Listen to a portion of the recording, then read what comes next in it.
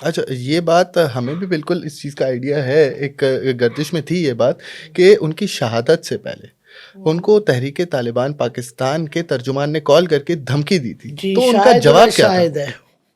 اس کا جواب یہ تھا، جو ارد گرد کے لوگ تھے وہ آج بھی میرے ساتھ کنیکٹ ہیں سی آئی ڈی میں. انہوں نے کہا کہ مانا ہے چودھری اسلم تم بہت دلیر ہو، ہمارے راستے سے ہٹ جاؤ، تم ہمیں نقصان دے رہے ہو اور ہم تمہیں مار دیں گے. اس نے بہرحال 20 منٹ گالیاں دی.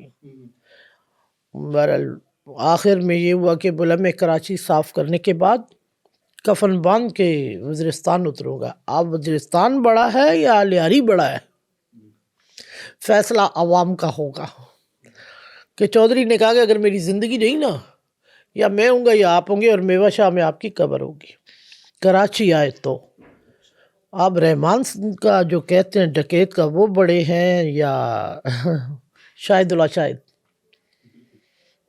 جہاں پہ ایک دھمکی جاتی ہے تو لوگ راستہ چھوڑ دیتے ہیں.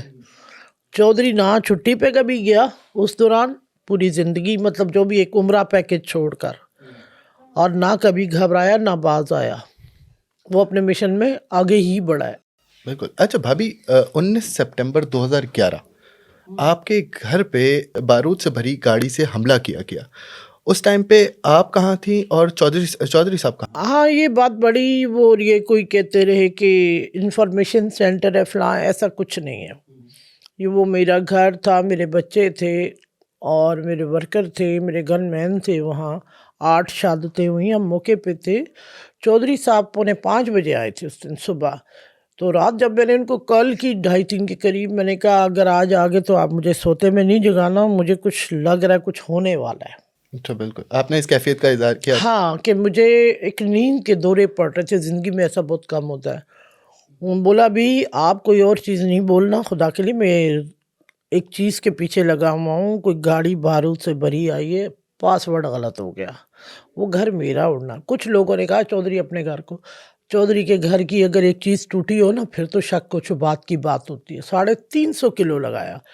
قدرت نے مجھ سے مین گیٹ سارے بند کرا دیا، آگے میں نے گاڑیاں جام کر کے بند کر دی. رات 12 بجے اسلم کو میں نے کہا دوسرے گیٹ سے آنا، آپ اس گیٹ سے نہیں گھسنا گھر میں. آئے تو بس تھوڑی دیر، بولا میں یہ کر رہا تھا اور نہیں ملے. میں نے کہا چلو سو جاؤ. صبح 7:20 یا 22 پہ میں باہر آئی. آنکھ کھلی میری، بچوں کے پاس، بچے اسکول کے لیے تیار ہو رہے تھے، تینوں بیٹھے. اور میں نے میٹ سے کہا ان کو 7:45 بجے بھیجا کرو، جلدی مت بھیجو، تھریڈ ہے میرے بچوں کو، خالی اسکول میں. نیچے پارکنگ ایریا، پارکنگ لائٹس گاڑیوں کی جل رہی تھیں، سٹارٹ تھی گاڑی، اے سی آن تھے. جو سوزوکی آئی وہ ہٹ کر گئی اس کو. وہ گڑا میرے خیال میں میڈیا وہاں موجود تھا. 30 اور 29، 30 چوڑا 29 ڈپ.